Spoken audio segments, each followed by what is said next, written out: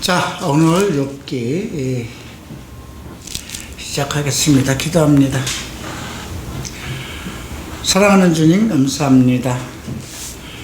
우리를 주의 말씀 가운데로 모시고 성경에 기록되어 있는 말씀을 우리에게 가르치시고 그 말씀을 통해서 하나님의 뜻을 발견하게 하시고 또 이 세상을 살아가는 지혜를 깨닫게 하시며 장차 이 땅에 오실 예수 그리스도를 맞이할 준비를 하게 하심을 감사드립니다. 우리에게 날마다 그리스도의 복음이 살아서 역사하오니 그 복음 가운데서 하나님의 은혜를 충만케 누리게 하소서. 우리의 삶이 풍요롭고 우리의 삶이 지혜롭게 하소서. 모든 악에서 벗어나게 하소서. 그 어떤 유혹과 어떤 징계와 어떤 모함이 있어도 하나님 앞에 당당함을 상실치 않게 하소서. 예수의 이름으로 기도합니다. 자, 오늘 욥기 15장부터 19장까지 살펴보도록 하겠습니다. 대만 사람 엘리바스의 이제 설교고요. 18장에선 수아 사람 빌닷의 설교입니다. 설교라고 하기보다는 신학적인 논쟁이라고 할 수 있어요. 욥은 하나님이 인정한 의로운 사람입니다. 하나님께서 사탄에게 천사들 앞에서 자랑할 정도로 의로운 사람이었습니다. 그런데 사탄의 시험을 받아서 이제 하나님의 허락을 받아서 욥이 사탄에게 공격을 받았죠. 욥을 통해서 우리가 발견할 수 있는 것은 이 상황이 지금도 같을 수 있을까? 같을 수 있습니다. 그때나 이때나 같은 땅이에요. 그죠? 이 지구거든요. 이 우주입니다. 그리고 다 아담의 후손입니다. 욥도 그냥 태어나면서부터 의인이 아니라 죄인으로 태어났다는 거예요. 아담의 후손이니까.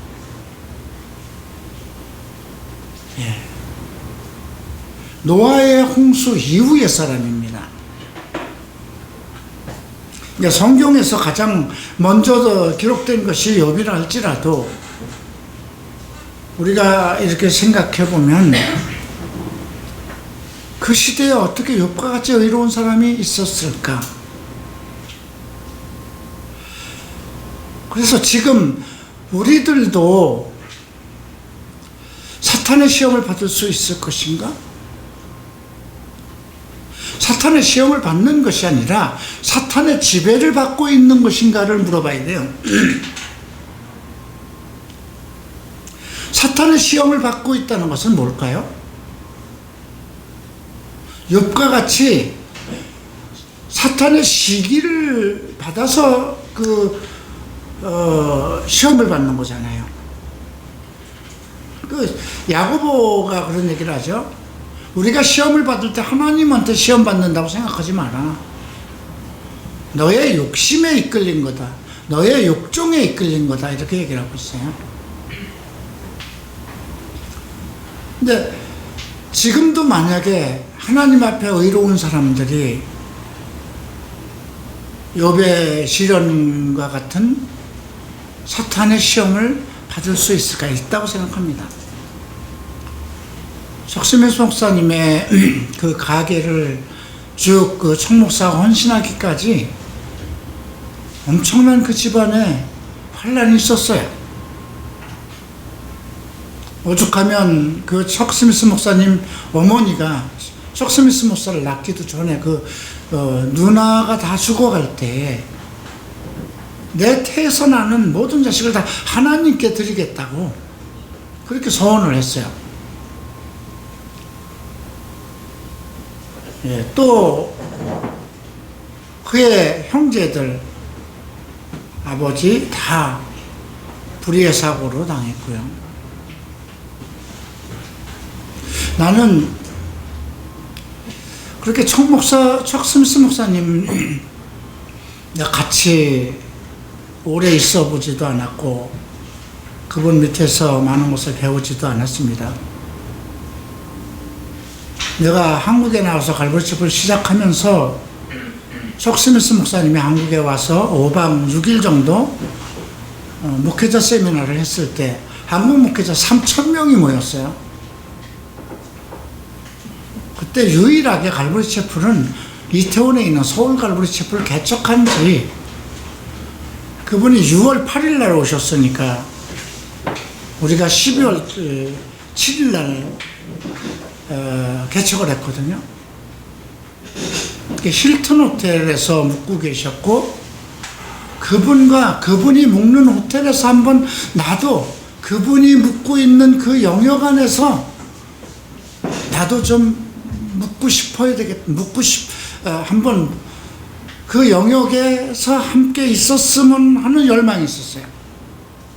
근데 척 스미스 목사님을 한 번도 보지도 못했고, 일본에서는 만났지만 그분을 이렇게 내가 소개받고 그분과 대화를 하려면 매개체가 있어야 됐어요. 그래서 히라노 고이치 목사님과 그 부인을 초청을 했어요.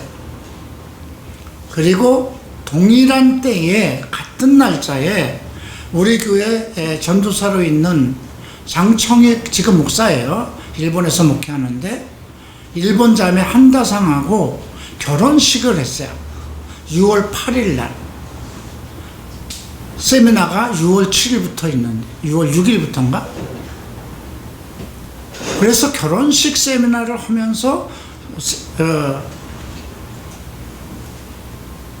그리고 힐튼 호텔에 나와 히라노 고이치 목사님 각 방을 잡아서 따로 묵고 그리고 호텔에서 메모지를 하나 받아서 이제 누구 보고 번역을 해달라고 했어요. 나는 서울 갈보리 채플 이오나 목사입니다. 히라노 고이치 목사의 제자입니다. 히라노 고이치 목사님과 함께 지금 이 호텔에 묵고 있는데 우리는 6월 9일 오전에 척 스미스 목사님을 모시고 힐튼 호텔에서 조찬 기도회를 갖고 싶습니다.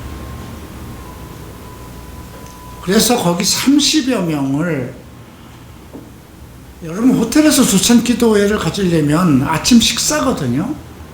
아침 식사가 얼마가 된다고 생각하세요? 힐튼 호텔에서. 그건 40여 명이 되는 사람 식대를 다 우리가 대야 되는 거죠. 그 당시엔 우리 이찬 장로가 워낙 잘 살고 있었기 때문에 이찬 장로가 호텔 비용에서부터 다 됐던 거죠. 히라노 고이치 목사님 초청했으니까 그분들의 비행기 값까지. 근데 6월 9일 날 오전 아침에, 왜냐면 척 스미스 목사님은 9시면은 이미 그 세미나장을 가야 돼요. 그리고 저녁 밤 10시나 돼야 돌아와요. 한국 목사들이 너무 척 스미스 목사를 초청해서 혹사시키고 있었어요. 아침 10시부터 강의를 해서 오전 강의, 오후에 2강의, 저녁 강의까지 하루에 4강의를 5일 동안을. 그래서 그분을 만날 수가 없었어요. 근데 그 당시에 어떤 그러한 그 지혜를 주셨는지 성목사가 전화가 왔어요. 네, 내가 호텔에서 자고 있는데, 전화. 오늘 조찬 기도회가 몇 층에서 있느냐. 그 스카이 라운지거든요. 히라노 고이치, 나는 만약에 척 스미스 목사님이 못 오신다 하더라도 그냥 히라노 고이치 목사님과 결혼식이 끝난 신랑 신부가 있기 때문에 그냥 일본에서 온 성도들과 우리 성도들과 또 초대한 몇 사람하고 그냥 척스미스 목사님이 오면 다행이고, 그때 이제 미국에 있는 한인 갈보리 체프를 개척한 척스미스 목사님의 주치의이고 한인 목사인 김동백 목사님, 듀크킴이죠. 그분이 그 성목사 세미나 통역을 하고 있었어요. 그래서 이제 호텔 그 스카이 라운지에서 우리가 별실을 가지고 거기서 같이 밥을 먹고 총목사하고 거기서 설교를 하고 김동백 목사가 통역을 했어요. 그것이 우리 갈보리 채플, 서울 갈보리 채플에 처음으로 척 스미스 목사를 모시고 예배를 드린 거예요.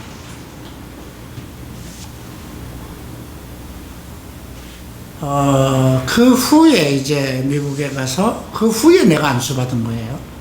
안수증을 받으러 간 거예요. 2년 전에 일본에서 안수식을 받았지만은 안수증명서는 교회가 개척한 이후에 리키 라이언 목사가 다녀가고 내가 교회 개척한 상황을 보고 가고 2월 달에 다녀가고 6월 달에 총목사 다녀가고, 예. 그리고 이제 그 다음에 안수증 받으러 간 거죠. 근데 그 장소에 또 안수증 받으러 간 그 장소에 그때가 그 산타바바라 갈보리 채플의 그 리얼 라이프라는 첫 번째 축제, 우리 얘기하면 이오나의 홀리 라이프, 그 다 마이크 맥킨토시의 러브 페스티벌, 또 그 갈보리 채플의 어떤 큰 목사들은 그런 자기네의 어떤 그런 그 연중 행사가 있어요. 크루세더 하베스트 아직도 그레물로리 목사가 하고 있고요. 리 고렌이 처음으로 리얼 라이프라는 그 축제를 시작하면서 총 목사가 거기 메인 스피커예요. 그리고 그 주일날, 그게 토요일부터 시작됐는데, 금요일부터 시작됐는데 주일날 제가 안수를 받는 거예요. 근데 그때 그 산타바바라 갈보리 채플은 우리나라 대한통운과 같은 거를 구매를 해가지고 내부 수리를 하고 있어서 그 문 닫은 극장을 몇 달 동안 빌려서 예배를 보고 있었던 때예요. 그때 이제 총목사가 토요일 날 그 산타바바라 공항에 오는데 총목사가 그 헬기를 기증받았대요. 어느 산타바바라 갈보리 채플 성도한테. 그리고 헬기 조종사까지 같이 기증을 해줘서 처음으로 비행기를 타고 오는 거래요. 그 비행기를. 그래서 우리가 산타바바라 갈보리 채플 비행장에 가서 리키 라이언 목사, 나 히라노 고이치 목사, 그 다음에 부목사들 몇 명 모시러 갔었죠. 한국에서 보고 두 번째 만나는 거예요. 근데 공항에서 이렇게 비행기에서 내리면서 우리 서서 이렇게 기다리는데 쭉 오면서 나야 한쪽에 있잖아요. 리키 라이언 목사 있고 부목사들 있고 장로들 있고 히라노 고이치 목사도 있고 그런데, 근데 저쪽에서 오면서 내 쪽으로 걸어오더라고요. 전화 그러면서 와서 손을 붙잡고 잘 지내느냐. 그러니까 지금 생각하면요, 꿈과 같은 이야기예요.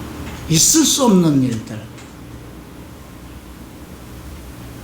여러분들은 미국 같은 데 가서 한번 척스미스 목사님 세미나나 무슨 어떤 주일 예배 끝나고 나서 손 한 번 잡아보는 거, 같이 사진 찍는 것도 영광이에요.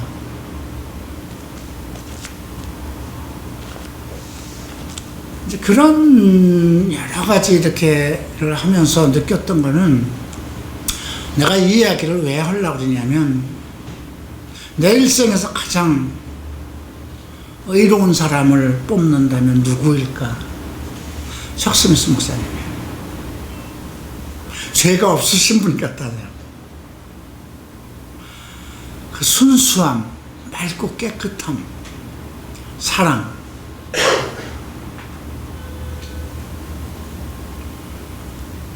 그 당시 제가 이제 그 더글라스 신이라는 신동철 목사가 내가 교회를 개척하고 6개월 만에 한국에 나왔어요. 그러면서 김동백 목사가 이제 파송해서 왔는데 이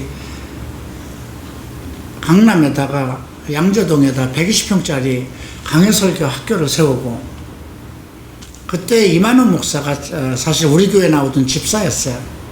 느닷없이 미국 갔다 오더니 전도사라고 그래가지고, 그럼 뭐 전도사에 명할 수 있는 게 갈보리 채플 제도니까요.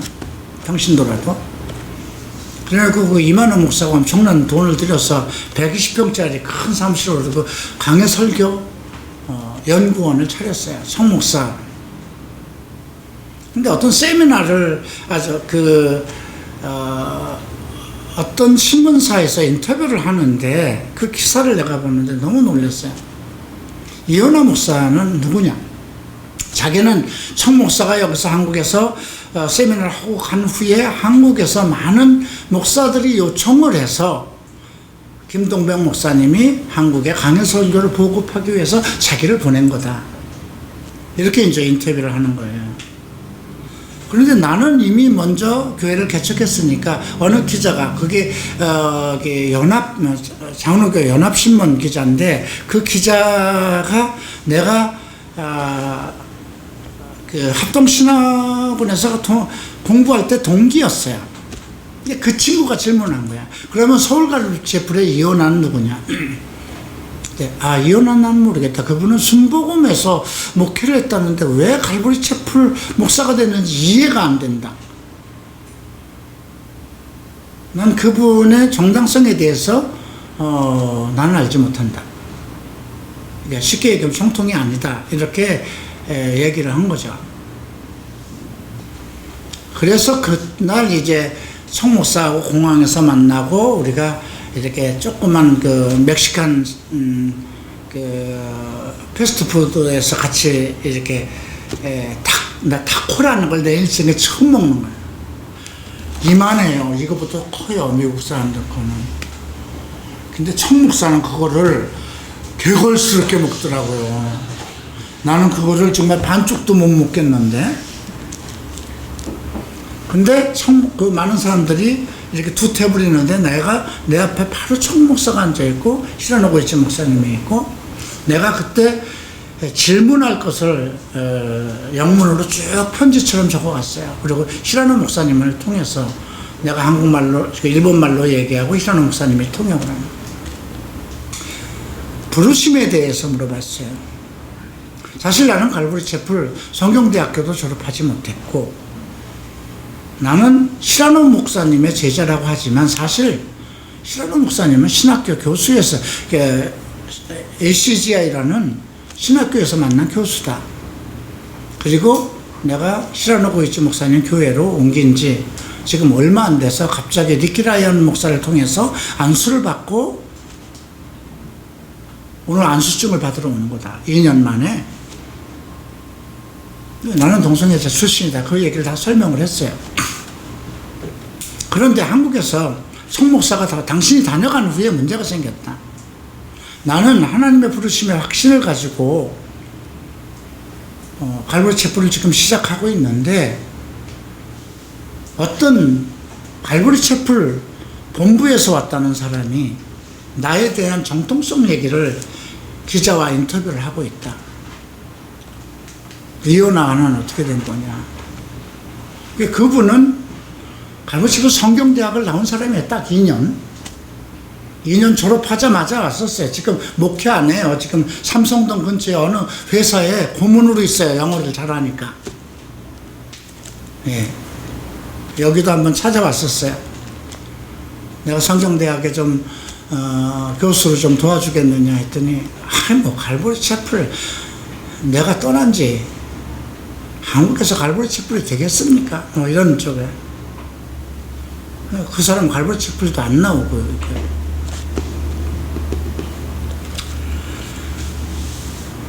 그 얘기를 했어요. 나의 부르심이 하나님이 아니고 그냥 객기로 부른 거냐. 리키 라이언이라는 사람이, 리키 라이언도 그 옆에 앉아 있는데, 얘기를 해봐라. 왜 나를? 그러니까 그 설명을 시라노고이치 목사는 다 알고 있는 거니까. 시라노고이치 목사님 교회 마지막 세미나 때 리키 라이언이 갑자기 하나님의 계시가 왔다고 하면, 그러니까 리키 라이언 목사가 설명을 하는 거예요. 나도 너에 대해서 몰랐다. 이런 사람이 있었다고 시라노고이치한테,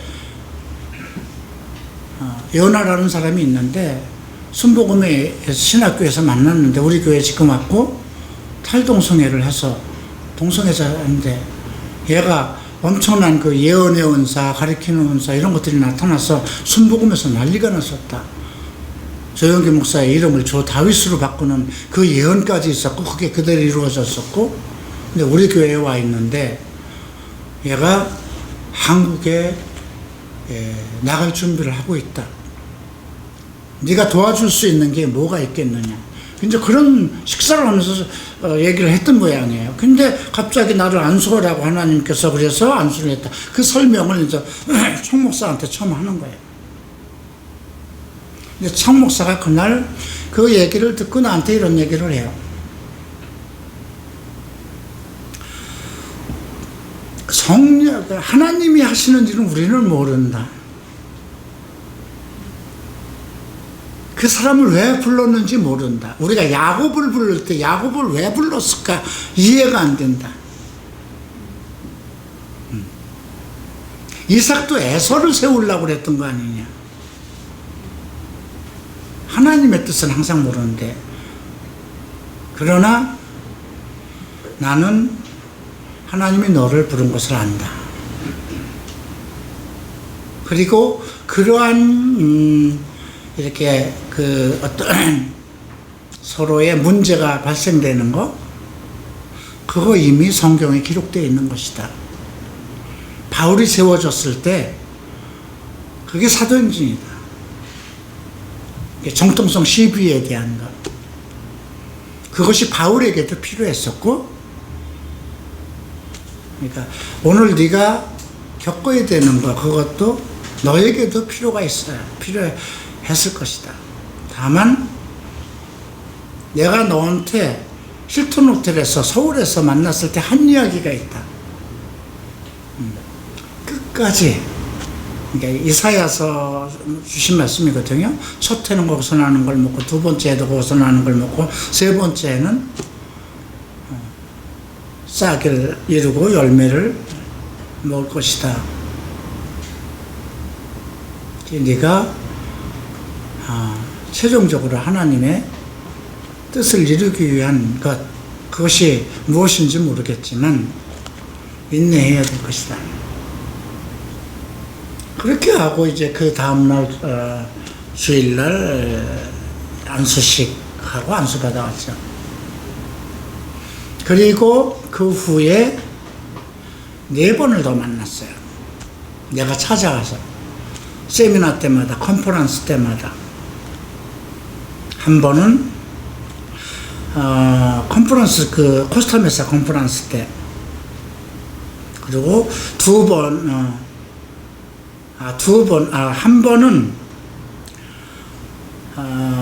마이크 맥켄토시, 그러니까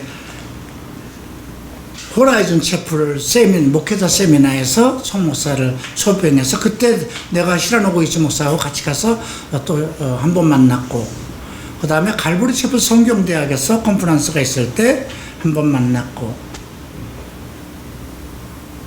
2번도 아마 세미나에서 만났을 거예요. 그때는 일단 매년 미국에 갔어요. 그때만 해도 이찬 장로가 뭐 여유가 있었으니까. 근데 내가 만난 송목사 가장 의롭고, 저 사람은 죄가 없는 분인 것 같다.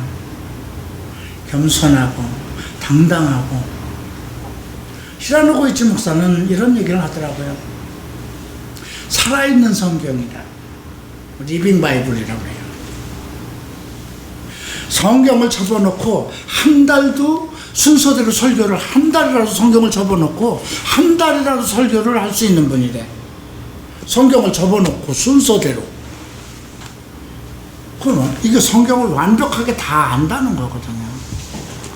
또 하나는 예수님이 오시는 날짜를 꼽으라고 하면 이 지구상에 있는 모든 성경학자들이나 중에서 가장 근사치에 갈 수 있는 분이 척 스미스 목사라는 거예요.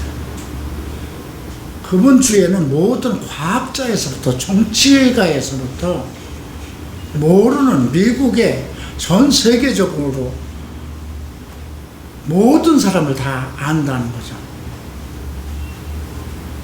그리고 미국에서 국가적인 재난이 있을 때 꼭 세 사람에게 대통령이 자문을 얻을 목회자가 있대요. 그 빌리 그레이엄, 척 스미스 목사, 그 다음에 CCC 대표. 이 세 사람 중에 하나가 총 목사예요.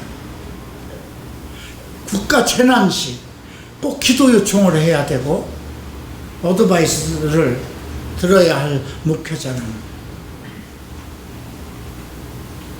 여러분들은 뭐 아마 만나본 사람이 현철이, 최 목사, 또 건우가 건우가 성경대학교에 있을 때 생존해 있으니까 아마 강의 정도 듣는 거였지?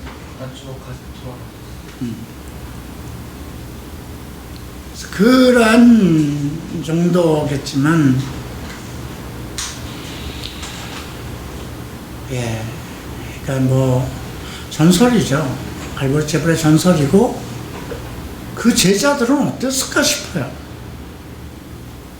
성숙 목사 밑에서 가르침을 받고 그렇게 목회자가 돼서 지금까지도 살아있는 갈보리 채플의 전설로 지금 남아있는 그 제자들은 어떨까? 다 망나니들 출신이잖아요. 건달들 출신이잖아요. 과거를 얘기하면 얘기할 수, 나는 목회자, 나는 의로운 사람에 얘기할 수 없는 마약 중독자, 알코올 중독자, 성 중독자, 결혼을 2번, 3번 밥 먹듯이 하던 건달들. 근데 그분들이 지금 이제 내 나이 또래 된 그분들이 아마 여러분들처럼 여러분들과 나와 같이 생활을 했을 거잖아요. 갈보리 채플에서 자기들이 세워질 때까지. 그들 속에는 어떨까? 총목사에 대해서. 그렇게 생각하면 예수님과 12 제자들은 어땠을까 하는,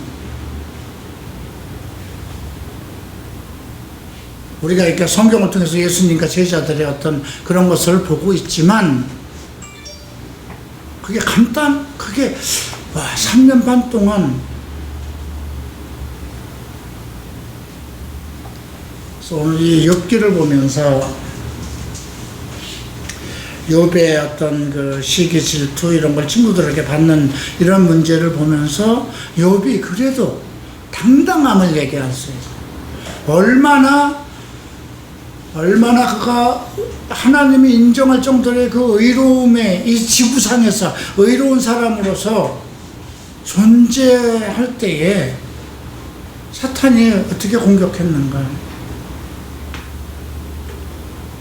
그래서 이 지구상에는 지금도 똑같은 환경이에요. 시대만 달라질 뿐이지. 의인이 악인에게, 의인이 어떤 악인이나 어떤 사탄의 어떤 것에 핍박을 받고 시험을 받는 거 당연한 거예요. 그래서 오늘 조금 얘기가 길었습니다만, 오늘 이야기를 좀 감추려서 이렇게 보면서 그런 부분들, 나는 나의 의로움에 시기를 받아서 누구한테 사탄에게 시험을 받는 게 아니고, 그죠? 고난은 사탄을 통해서, 시험을 통해서 왔어요. 근데 욥은 지금 누구에게 지금 공격을 받고 있는 거예요? 친구들에게 공격을 받고 있는 거예요. 사탄은 보이는 거 아니잖아요. 그죠? 그의 지금 그 가족을, 재산을 다 치고, 자식들이 다 죽고, 자기 몸에 악창이 난 거는 사탄이 온 거예요. 그죠? 근데 지금 그런 상황에서 괴로운 것은 이 친구라는 사람들이 나타나서 어떤 신학적인 논증을 하는 거잖아요. 자, 욥기 15장을 봅니다. 대만 사람 엘리바스가 나옵니다. 이건 4장에서 처음에 엘리바스가 그 욥에게 나타나서 강론을 했던 것이죠. 4장 2절을 보면 누가 내게 말하면 내가 염증이 나겠느냐? 날지라도 누가 참고 말하지 아니겠느냐? 야, 내가 너한테 무슨 얘기를 한다고 너한테 염증이 나겠느냐? 그러면서 내가 정말 과거에 그 많은 지식을 가지고 많은 사람을 도와주고 힘없는 사람을 도와주고 교훈하고 가르쳤는데 지금 너 꼴이 그게 뭐냐 이거죠. 그렇게 과거에는 그렇게 잘난 척하고 많은 사람들을 교훈하고 힘없는 사람들을 세워주고 그랬는데 네가 지금 이렇게 당한다는 건 위선자 아니냐? 하나님이 죄 없는 사람을 이렇게 했겠느냐? 이런 식으로 4장에서 언급했어요. 그리고 이제 다른 친구들이 계속 욥을 공방하고 이제 다시 15장에서 대만 사람 엘리바스가 얘기를 합니다. 자, 2절부터 6절까지의 이야기는 자, 지혜로운 자가 어찌 헛된 지식으로 답하겠느냐? 어찌 동풍으로 그 품에 채우겠느냐? 이 동풍이라는 것은 그렇게 크게 남풍이 불어온다든가 북풍이 불어온다든가 그래야 엄청난 마을을 뒤집고 어떤 산촌을 이렇게 저갈 수 있는 큰 바람인데 동풍이라는 것은 작은 바람을 얘기하는 거거든요. 예. 어찌 유조치 아니하는 이야기, 무익한 말로 변론하겠느냐? 참으로 내가 하나님을 경외하는 일을 폐하여 하나님 앞에서 묵도하기를 그치게 하는구나.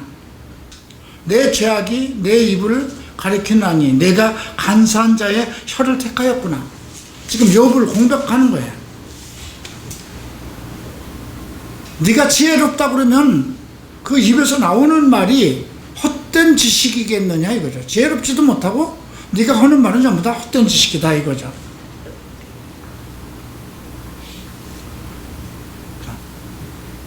이제 그리고 6절을 보면 너를 정죄한 것은 내가 아니여 내 입이라. 내 입술이 너를 쳐서 친 거 아니야.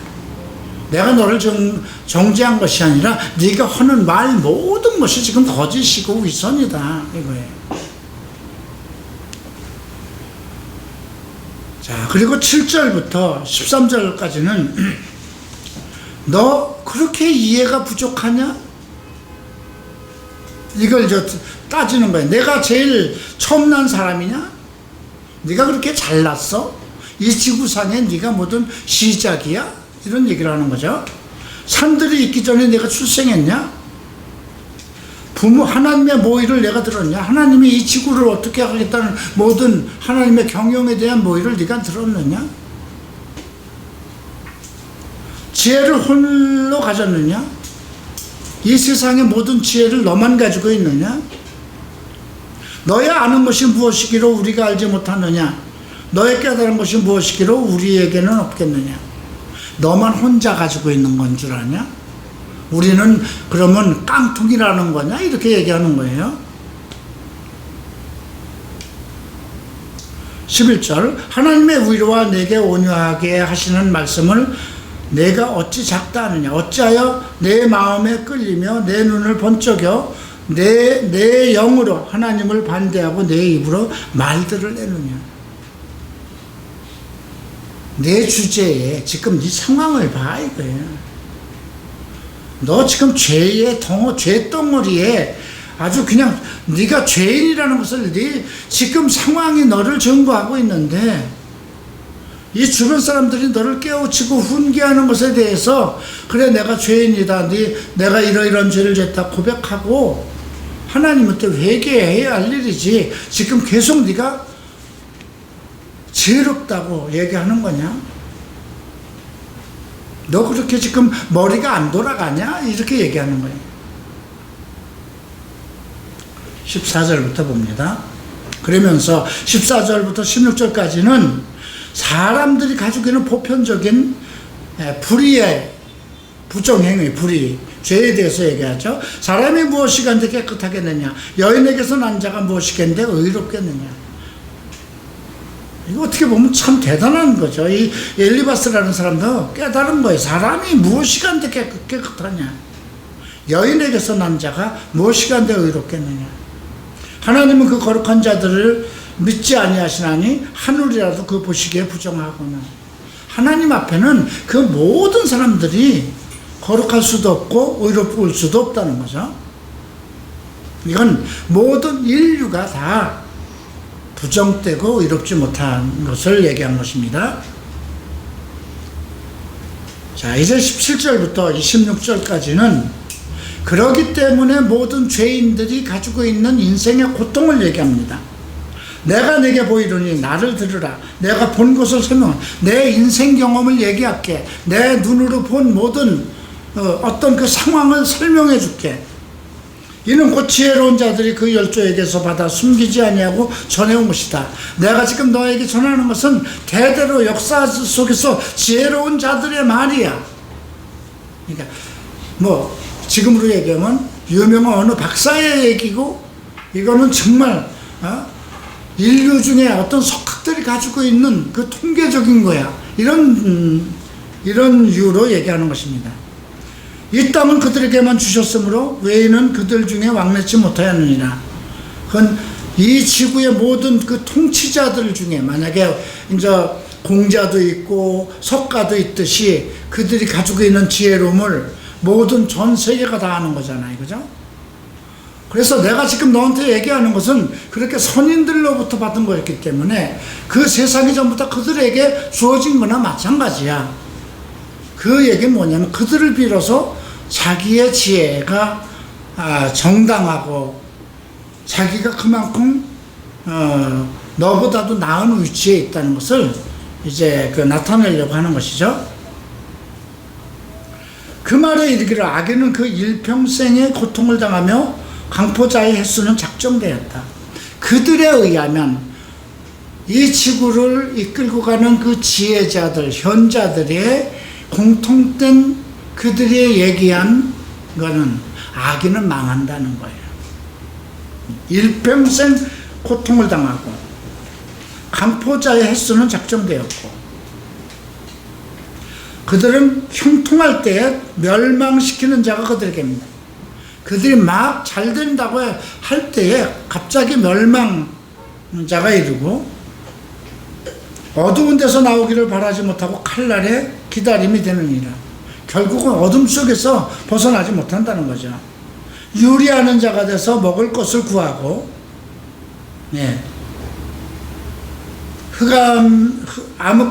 흑암한 날이 가까운 줄을 스스로 안다. 그들이 자기네들이 악한 일을 했기 때문에 자기네들의 인생이 그렇게 된 걸 스스로 안다는 것입니다.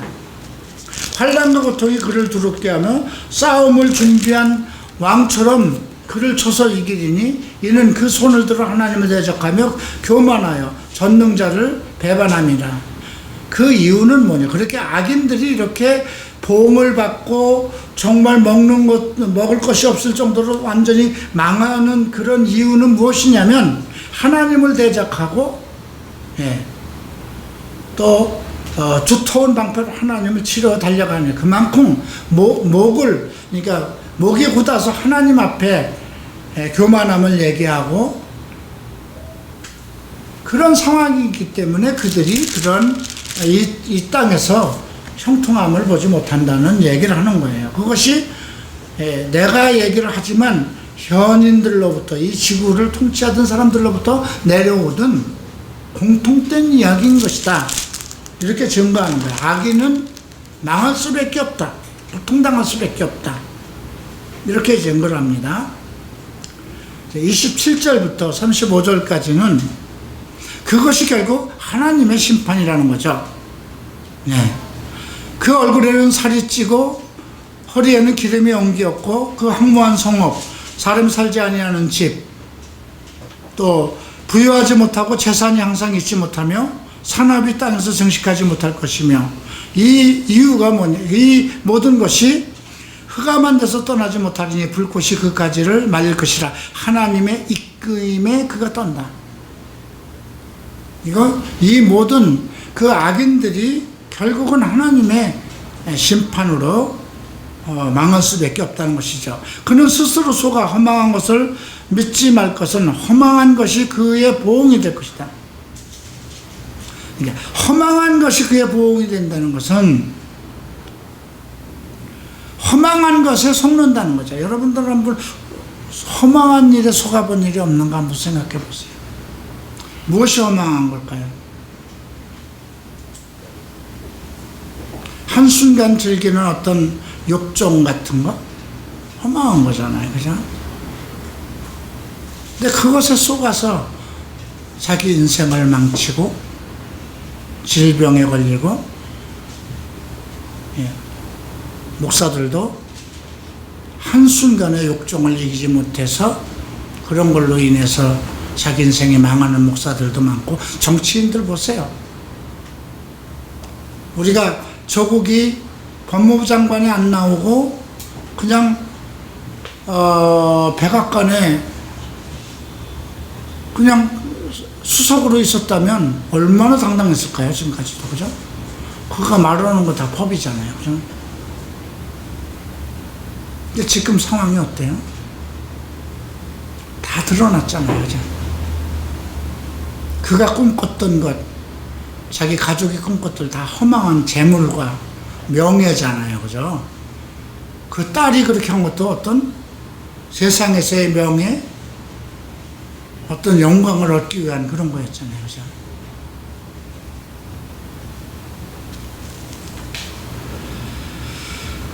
결국 그들은 날이 이르기 전에, 그러니까 자기의 죽음, 자기의 어떤 영화로운 날이 이르기 전에 결국은 자기의 결과를 본다는 거죠. 열매가 있기 전에 떨어질 것이고 결실이 없고, 그들 머릿속에서 항상 악한 생각을 베고 불의를 낳으며 마음의 계우를 예비한다 하였느니라. 이렇게 이들이 결국 열매를 얻지 못하고 결국 망하고 이렇게 어떤 허망한 것에 보응을 받는 그 이유는 뭐냐면 항상 악한 생각 속에서 살고 불의를 만들면서 불의 속에서 살기 때문이라는 거죠. 그 자체가 하나님의 입김 속에 있다는 거예요. 그러니까 우리 인생이, 모든 인생들이 이런 악한 자, 하나님의 그 심판 섭리 안에 있다는 걸 얘기하는 건데, 지금 이 대만 사람 엘리바스의 이 논리만 가지고 얘기할 때는 잘못된 게 없어요. 그죠? 이 지구상에 하나님의 사슬, 입김을 벗어날 사람이 없다. 인생이 망하는 것은 그의 잘못된 생각과 불의한 생활의 결과다, 이 얘기거든요. 네. 자, 욥이 뭐라고 대답하는가 보십시다. 16장에 이런 말은 내가 많이 들었다. 야, 너 지금 네가 그 지혜로운 말을 처음 하는 것 같지만 나 이거 많이 들은 얘기야. 너희는 다 번뇌케 하는 안의자구나. 무엇인가 많은 지혜로 나를 깨우쳐서 위안을 받게 하려고 하는 것인데, 오히려 너희가 하는 말은 나를 번뇌케 하는 것이라는 거죠. 가끔 어떤 목사들 세미나에 가보면 엄청난 신학을 얘기하고 정말 알아들 수 없는 얘기들을 너무 많이 해요. 지식을 얘기한다고 그러는데 정말 골치 아픈 얘기만 너무 많이 하는 경우가 있어요. 네. 허망한 말이 어찌 끝이 있으랴. 내가 무엇에 격동되어 이같이 대답하는 거야. 나도 너처럼 말할 수 있었나니, 있더니, 그죠? 나도 너와 같은 말을 충분히 할 수 있다는 거죠. 가령 너희 마음이 내 마음 자리에 있다 하자. 나도 말을 지어 너희를 치며 너희를 향하여 머리를 흔들 수 있다. 입장을 바꿔놓게 하면 나도 너희를 향해서 정말 머리 흔들면서 너희들이 듣기에 속 터질 말을 할 수 있는 그런 사람이다. 이렇게 얘기하는 거죠. 그래도 입으로 너희를 강하게 하며 입술의 위로로 너희의 근심을 풀었으리라. 내가 말하여도 내 근심이 풀리지 아니하나니 잠잠한들 어찌 평안을. 너희들 말은 이미 내가 다 아는 내용이고 나도 그렇게 할 수 있는 것이다. 그런데 그 어떤 말로도 그 얘기를 해도 내 근심은 풀리지 않는다는 거죠. 너희들이 나를 위로하고 나를 설득시키고 그러면 그 근심을 해결할 수 있어야 되는 거잖아요. 그죠? 자, 여러분들이 누구 카운셀링을 한다고 하십시다. 누구에게 어떤 자신의 문제를 가지고 그러면 위로를 받든지 뭐가 돼야 돼요. 그죠? 그런데 그냥 하소연만 하고 주고받는 거라면 아무 도움이 안 되는 거잖아요. 그 문제에 대해서 책망을 받든 뭐가 됐든 어쨌든 그 문제를 해결할 수 있는 결말을 얻는 것이 돼야 되는데 그것은 없고 만약에 어떤 사람이 자기의 이제 인생의 문제를 가지고 목사한테 상담을 받다가 싶다. 어떻게 하면 내가 어떻게 하면 이 동성애나 성적인 포르노나 이런 중독에서 어떻게 해결될 수 있을까? 어떤 사람은 그래요? 그러면 3일 금식 해봤나요? 한 일주일은 해보셨나요? 아니면 새벽 기도를 한번 해보시죠. 3,000번째 한번, 1,000번째 한번 드려보셨나요? 이제 그런 것들을 제시한다고 하십시다. 잘 될 겁니다. 제가 기도할 거예요. 하나님께서 도와주실 것입니다. 어느 권사님이나 집사님이 자기 아들 문제로 가서 목사한테 했는데 제가 기도할게요. 새벽에 나가서 한번 계속 기도해 보세요. 해결될까요? 그 사람이 위로를 받고 올 수 있었을까요? 위로를 받을까요? 그죠? 가장 위로를 받는 것은 뭘까요? 그 문제에 대한 답을 해결해 줘야 되는 거잖아요. 그죠? 그런데 성경에 있는 답으로 만약에 증거를 댔다면 어떻게 될까요? 주 예수를 믿으라. 우리가 진리가 너희를 자유케 하리라. 이런 말씀 떠나서 만약에 동성애와 같은 것은 너희 중에도 이와 같은 자들이 있었더니 예수 그리스도의 이름과 성령 안에서의 이름으로 씻음으로 거룩한 바 이롭다 하심을 얻었다. 이런 말씀이 있을 때 그러면 여기서 왜 내 아들은 예수를 믿고 성령 안에 있는데도 왜 해결 안 될까요? 했을 때 그것에 대한 답변을, 그죠? 아들이 부족했던 것은 무엇인가? 그죠? 부자 청년도 예수님께서 사랑했는데 그가 그 선한 일을 하면서도 영생을 알지 못했잖아요. 그죠? 근데 주님이 해답을 준 거예요. 너 가지고 있는 것으로 의로운 일을 아무리 많이 한다고 해도 그걸로 영생을 얻을 수 없다. 다 가지고 있는 거 정리하고 가난한 자들에게 주고 너는 나를 따르라. 그건 뭐예요? 진리를 따르라는 거잖아요. 영생에 들어갈 수 있는 건 진리밖에 없다는 걸 설명한 거예요. 그죠? 그러면 우리 아들이 어려서부터 예수를 믿고 모태신앙으로 예수를 믿고 예수 그리스도의 이름도 알고 교회에서 봉사도 하고 헌신도 알고 성령이 충만해서 정말 찬양도 잘하고 모든 걸 다 하는데 왜 해결이 안 됐을까요? 거기서 언급하는 것은 아들이 그런 일에 열심을 하고 예수도 알고 교회에서 봉사도 열심히 했지만 과연 성경을 통해서 진리를 깨달았을까요? 뭐 그런 어떤 납득이 될 수 있는 그런 설명을 해줘야 되겠죠.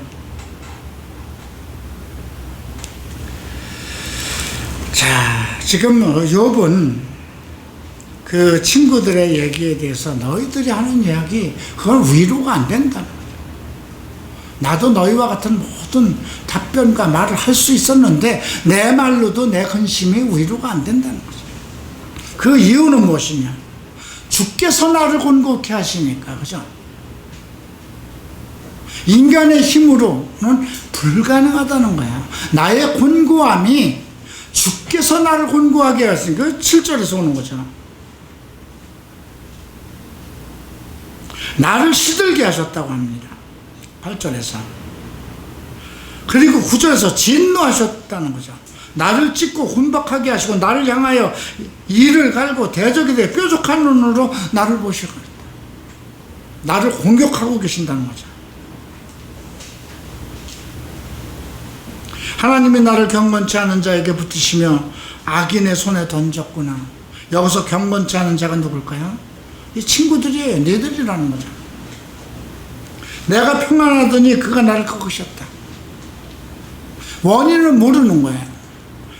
나는 하나님의 은혜 가운데 평안하게 살고 있었는데 갑자기 나를 이렇게 곤고케 하시고, 이게 사람에게서 온 것이 아니고 사람에게서 온 것이면 사람과의 관계 속에서 풀어나갈 텐데 나의 곤고와 나의 고통과 이것이 하늘로부터 왔기 때문에 방법이 없다는 거예요.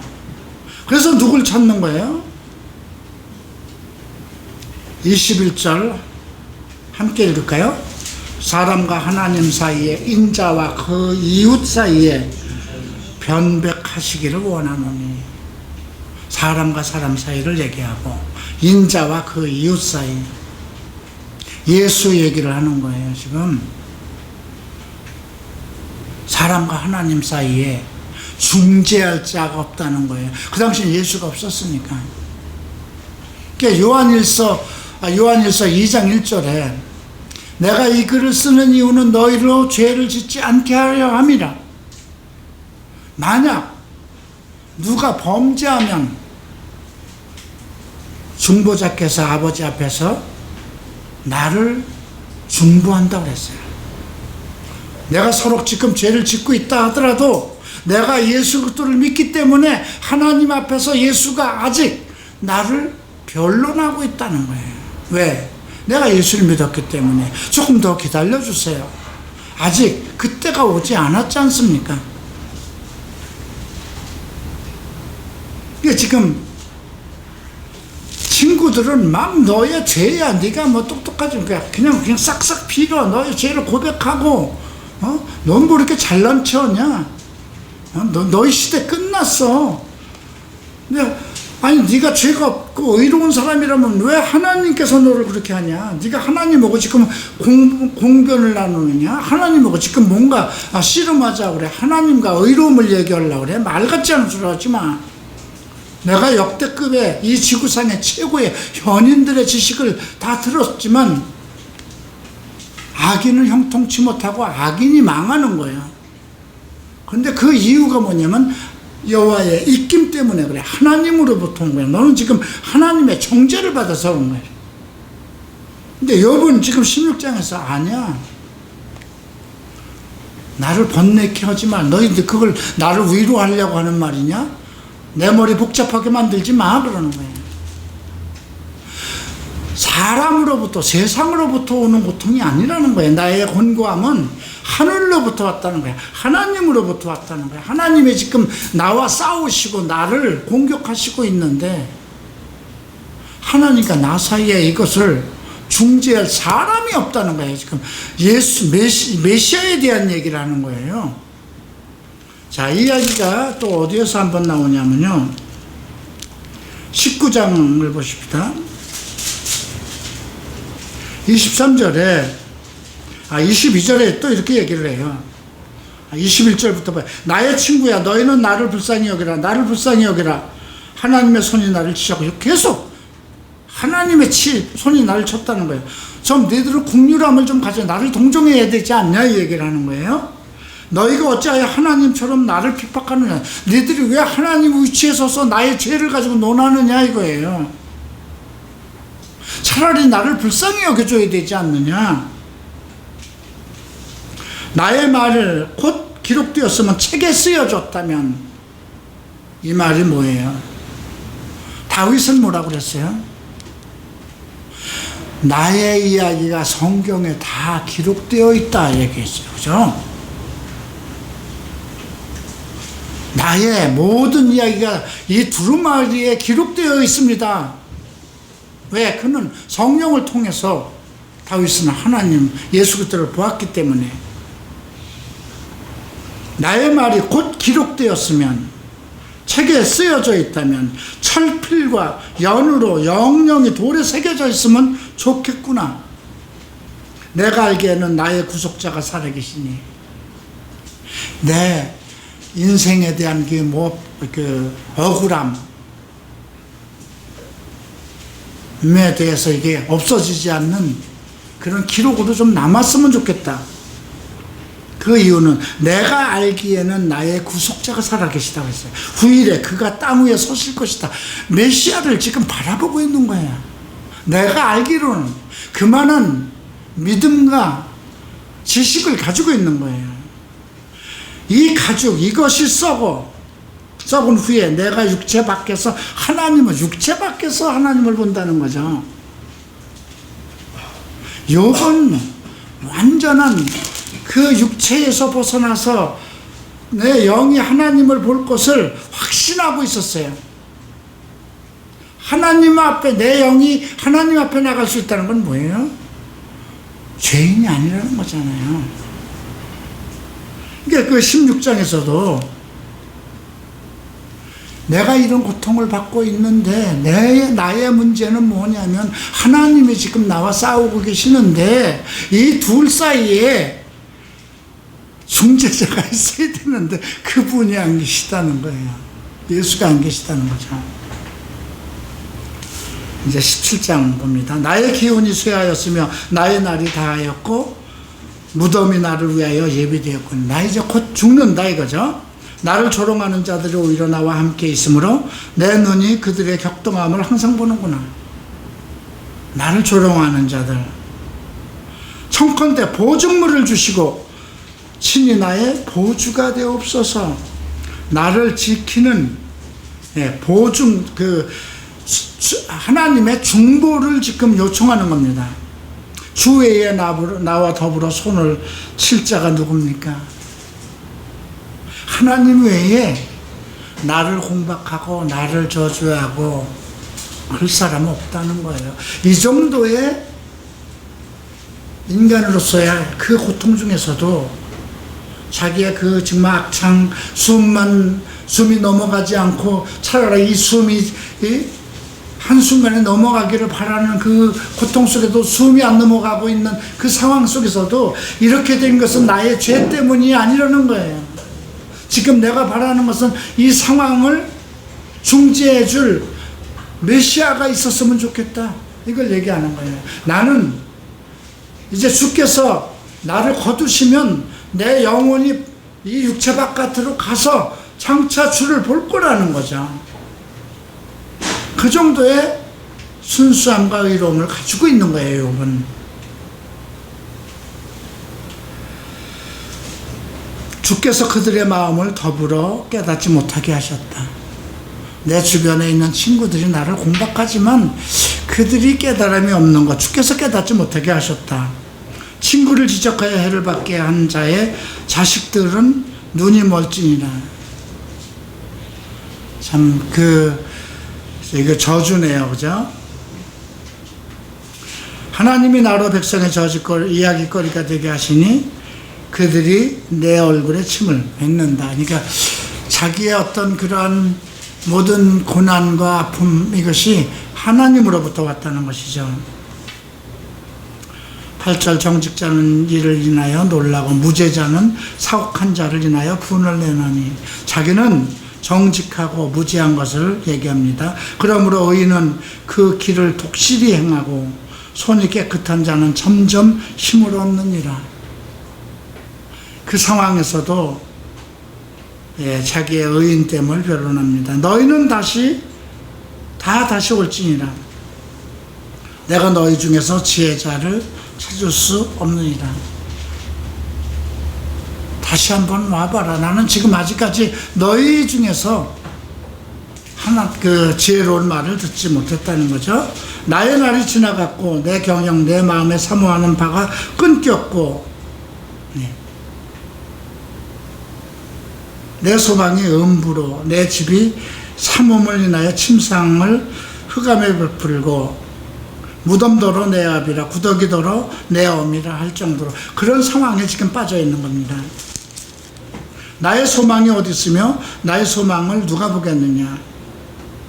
흙 속에서 쉴 때에는 소망이 음부문으로 내려갈 뿐이니라. 사람이 음부로 내려가면 끝난다는 것이죠. 자, 18장 보겠습니다. 이제 수아 사람 빛 다시 나옵니다. 자, 너희가 어느 때까지 말을 찾겠느냐. 이 말은 지금 엘리바스하고 욥이 한 말을 가지고 너희들 서로 이렇게 공박하고 떠들어봤댔자 지혜로운 해답을 찾지 못하는구나 이거죠. 어찌하여 우리를 짐승으로 여기며 부정하게 보느냐. 이건 욥에게 하는 거예요. 너는 거룩하고 의인이고 너의 모든 고난은 그냥 이유 없이 하나님으로부터 온 것인데 우리는 다 짐승 같은 존재. 이렇게 너 분하여 스스로 찢는 자야. 너를 위하여 땅이 버림을 당하겠느냐. 바위가 그 자리에서 옮기겠느냐. 너 지금 순리 속에 있는데 너 혼자 독야 청청하느냐 이 말입니다. 악인의 빛은 꺼지고 그 불꽃은 빛나지 않을 것이며 그 장막 안에 빛은 어두워지고 그 위에 등불을 꺼질 것이다. 이제 악인은 다 망한다는 원리를 얘기하는 거죠. 8절을 보면 거물로 들어간다고 얘기했고요. 그 발뒤꿈치는 창해의 차이고 창해라는 것은 덫에 짐승들을 잡는 덫의 채일 것이다. 12절 보면 힘은 그는 기근을 인하여 쇠어버리고 백체가 먹히리니 곧 사망의 장자가 그 지체를 먹을 거예요. 사망의 장자라는 건 전염병을 얘기합니다. 그 당시에 한번 그 전염병이 돌면 온 인류가 다 죽어가는 그런 상황. 그러니까 악인은 그러니까 지금 욥에다 놓고 지금 네가 그 지경까지 가고 있는 건 네가 악인이기 때문에 하나님이 그렇게 하는 것이다. 이 이야기를 하는 거죠. 17절 보면 그의 기념이 땅에서 없어지고 네가 지금까지 정말 그 자녀와 함께 호의호식하면서 여러 사람에게 의를 베풀고 가리키고 했던 그런 모든 너에 대한 좋은 것들은 다 없어질 것이고 18절 그는 광명 속에서 흑암으로 몰려가며 지금까지 네가 광명된 생활을 했으며 네 인생은 다 끝났다는 겁니다. 백성 가운데서 아들도 없고 손자도 없을 것이며 자자손손 저주를 받아서 끝난다는 것이죠. 21절의 결론을 그렇게 불의한 자의 집이 이루하고 하나님을 알지 못하는 초소도 그렇다. 이 말은 지금 욥 너는 그동안 위선자로 살아왔다. 하나님을 아는 체하고 그랬어도 네 결과 지금 상황을 보면 너는 불의한 자고 너는 하나님을 알지 못하는 자다. 이렇게 얘기를 하는 겁니다. 이에 대해서 욥이 얘기합니다. 너희가 내 마음을 번뇌케 하며 말로 꺾기를 어느 때까지 하느냐. 계속 공박이 이어집니다. 어떻게 보면 그냥 욥이 아무 소리를 안 했으면 어떨까 하는 생각이 드는데 아무 소리 안 했으면 성경 끝났죠. 40장까지 갔겠어요? 가끔 내가 이제 그 페이스북에서 어떤 그 전에 울산대 이정훈 교수하고 이렇게 논쟁이 벌어지면 계속 꼬리를 물고 얘기하죠.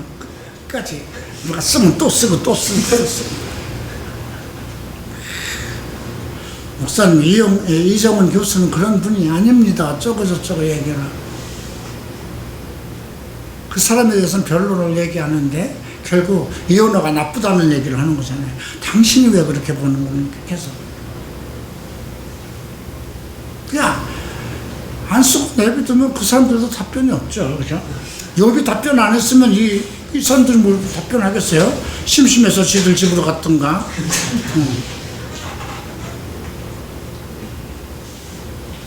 근데 이 욥도 대단한 사람이에요. 그죠?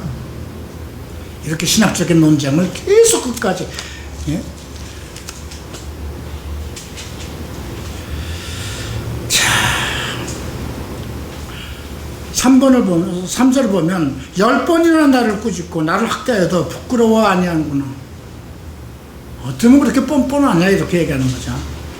허물이 있었다 할지라도 그 허물이 내게만 있는 것이니 너희가 참으로 나를 향하여 자긍하며 내게 수치가 될 행위가 있다고 증명하려면 하려니와 내 인생이 부끄러운 걸 증명해라. 하나님이 나를 굴하게 하시고 자기 그물로 나를 에워싸신 줄을 알아야 할 것이다. 이거는 나의 죄 때문에 그런 게 아니야. 하나님이 나를 낮추시고 나를 공격하셨고 나를 무릎 꿇게 하셨고 그런 거지, 이것은 내 죄 때문에 그런 게 아니야, 이걸 얘기하는 거예요. 내가 포악을 당한다고 부르짖으나 응답이 없고 간구할지라도 신원함이 없구나. 원수 갚아주는 일이 없는데 누가 아무리 하소연을 해도 하늘로부터 답변이 없다는 걸 얘기하는 거죠. 나중에 하나님이 다 답변해요. 네. 그가 내 길을 막아 지나가지 못하게 하시고 내 첩경을 흑암에 두셨으며 나의 영광을 벗기시며 나의 면류관을 머리에서 취하시고 사면으로 나를 헐으시며 나는 죽었구나 내 소망을 나무 뽑듯이 뽑으시고. 하나님이 이렇게 공격하셨다는 거예요. 나를 향하여 진노하시고 원수같이 보시는구나. 그 군대가 일제히 일어나 길을 수축하고 나를 치며 내 장막을 둘러 진쳤구나. 하나님이, 왜 하나님이 이렇게 했을까요? 우리가 이 의인의, 욥과 같은 의인의 고난을 보면서도 죄가 없음에도 이렇게 사탄이 공격을 하는데 죄를 짓는 나는 어떨까, 그죠? 사탄의 공격이라고 생각할 것이 아니라 둘 중에 하나예요. 의인은 항상 사탄의 유혹을 받을 수는 있어요. 의롭게 살아간다면 그를 주 앞에 넘어뜨리게 하기 위해서 욥으로 하여금 하나님을 원망하고 하나님을 싫어하고 떠나야 되는 거잖아요. 그 욥의 초독이잖아요. 하나님을 원망하고 원망하라고. 근데 욥이 얘기하지, 내가 벌거벗은 몸으로 왔는데 그냥 죽는 것도 벌건 몸으로 들어갈 거 아니냐. 나에게 이만한 복을 주셨으면 취하시는 자도, 생명을 주신 분이 생명을 가져가는 것도 그분에게 있는 거 아니냐. 근데 영광을 벗기시고 나의 면류관을 머리에 취하시고 소망을 나무 뽑듯 뽑아버리듯 하고. 13절부터 나의 형제들로 나를 멀리하게 하고 모든 사람들이 외인이 되었구나. 사람과의 관계를 다 끊어버린 것을 얘기했죠. 친척도 떠나가고 친구도 잊어버리고. 15절 보면 우고한 자와 내 계집종들도 다 나가버리고. 16절 보면 내 종들을 불러도 대답하지 않고. 17절 보면 내 숨을 내 아내가 싫어하며, 내 숨 쉬는 것조차 아내가 싫어한다는 거예요. 차라리 왜 저 모형으로 살고 있어, 그냥 차라리 죽어버리지, 이런 거예요. 19절에 보면 어린 18절 어린아이들도 나를 업신여기고 조롱하고 나의 가까운 친구들이 나를 미워하고. 이런 상황이 왔다는 겁니다. 그런데 이제 친구들에게 그렇게 얘기를 합니다. 나를 좀 동정해야 되지 않냐? 너희들이 어떤 신학적인 논쟁으로 나를 공박할 것이 아니고 너 죄 있으면 차라리 지금 고백하고 뭐 어떻게 그런 말을 할 것이 아니라 세상에 많은 지식이나 이런 걸 가지고 아는 척하면서 나를 공박할 것이 아니라 이 상황에 지금 있으면 나를 좀 불쌍히 여겨야 되는 거 아니냐 이거죠. 하나님의 손이 나를 쳤다. 지금 내가 알기로는 나의 구속자가 살아있다는 거예요. 나의 구속자는 뭐예요? 그러니까 지금 여기서 원죄를 얘기하는 겁니다. 나는 생전에 정말 죄를 짓지 않고 의로운 사람으로서 선한 일을 하고 하나님의 뜻대로 살아왔지만 내가 태어나면서 가지고 있는 그 죄의 원죄에서 나는 벗어날 수가 없다는 거예요. 그러니까 이 원죄에서 나를 구속할 뿐. 구속이라는 건 그러니까 피의 구속을 얘기하는 거거든요. 그러니까 고린도전서 6장을 한번 보십시다.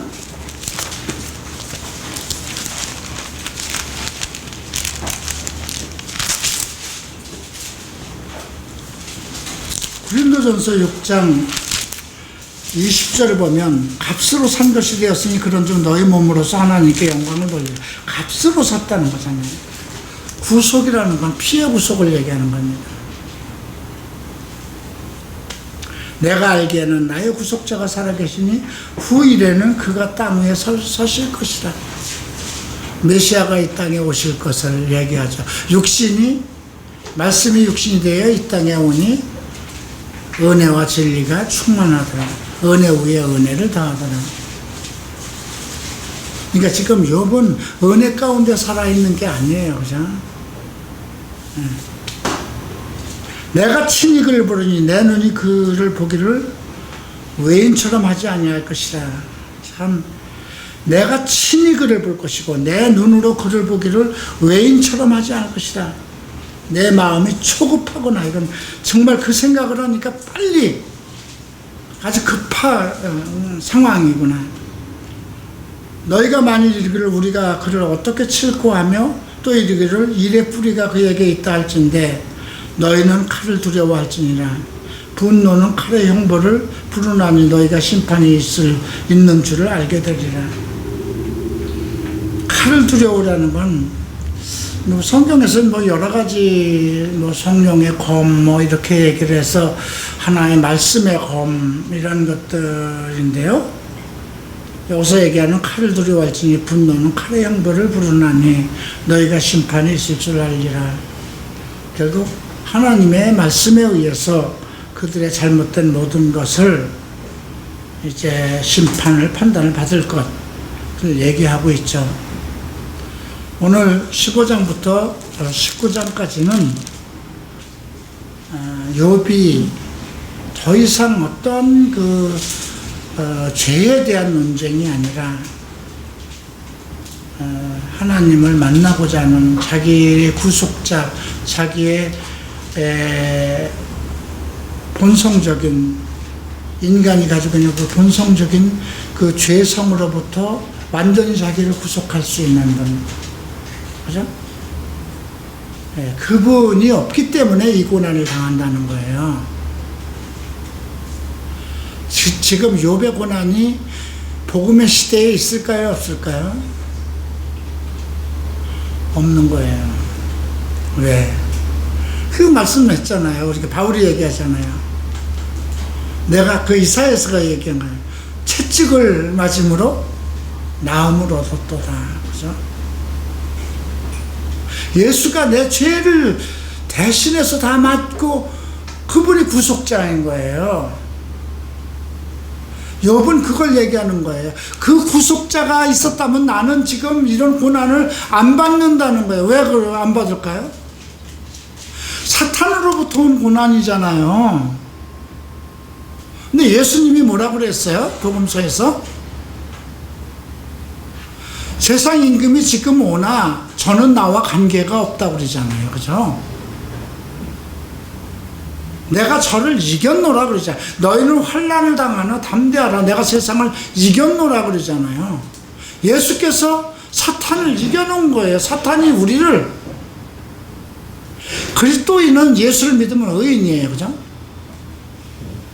욥처럼 공격할까요? 공격 못해요. 구속자가 있으니까. 피해 증거자잖아요. 욥은 지금 그걸 얘기하는 거예요.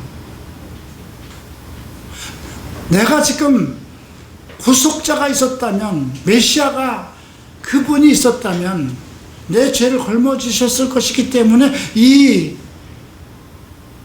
의인된 사람의 이런 고난은 없었을 것을 얘기하는 거예요. 계속 그래서 나와 하나님 사이에 중재자가 없다고 얘기하는 거죠. 아까 처음에 내가 얘기를 했죠. 내가 시험을 받는 것은 하나님이 나를 시험하는 것이 아니고 나를 사탄에 넘겨준 것도 아니에요.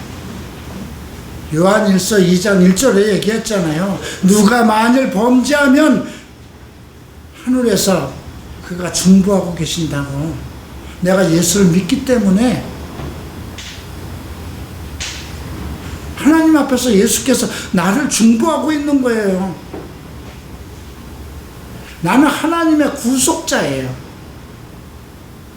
하나님의 피로 있기 때문에 사탄이 들어올 수가 없는 거예요. 내가 사탄에게 이끌려가는 거거든요. 내 생각이. 사탄이 우는 사자처럼 온다면 우는 사자처럼 나를 청구한다는 것이지, 삼킬 자를 참는다고 그랬잖아요. 그죠? 삼킬 자를.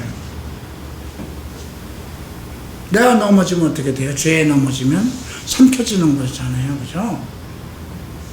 그러나 내가 죄의 구속, 그리스도의 피 안에 있다면, 나의 의가, 나는 아직 죄인이지만 나를 보호하고 나를 지키는 분이 그리스도의 의가 되어야 된다는 거예요. 그래서 우리가 그 전신갑주를 입는 것에 첫 번째가 진리로 허리를 동이고, 두 번째가 의의 흉배를 매는 거예요. 나의 의로움으로는 안 된다는 거예요. 사탄을 이길 수 있는 방법이 그 첫 번째가 진리의 말씀으로 나의 중심을 잡는 것이고, 두 번째는 나는 의인이 아닙니다. 그리스도의 의입니다. 예. 그리고 복음의 방패잖아요. 구원의 투구. 그래서 욥을 공부하면서 우리도 욥의 고난이 있을 수 없어요. 욥의 고난이 있을 수 없어요. 예수가 있기 때문에. 지금 예수를 자꾸 찾잖아요. 내가 육체를 벗어나면 그분이 서 있을 것이라고 그거 얘기하잖아요. 예. 구속자가 살이 계시니 후일에 그가 땅 위에 설 것이다. 반드시 구속자는 오실 것이다. 지금 내가 이 고난을 받는 건 하나님과 나 사이에 중재자가 없기 때문이다.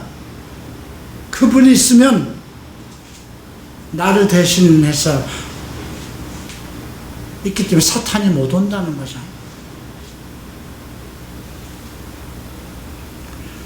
자, 이 가죽, 이 썩은 후에 내가 육체 밖에서 하나님을 보리라.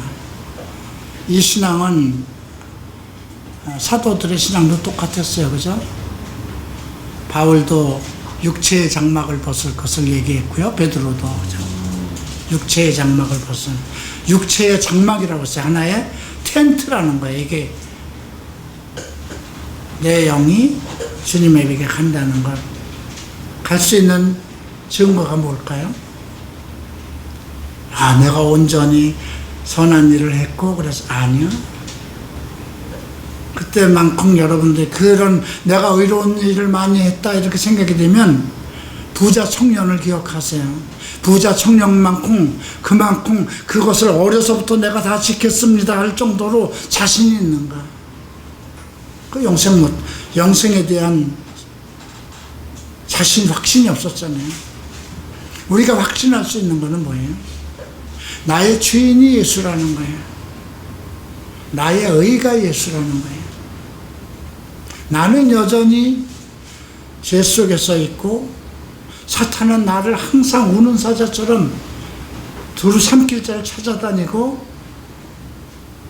계속 그러한 내 육신의 정욕 때문에 멈춰지지 않는 그 고난 속에 있지만 그래도 내가 참을 수 있고 내가 소망을 가져야 되는 것은 예수가 나의 주인이라는 거예요.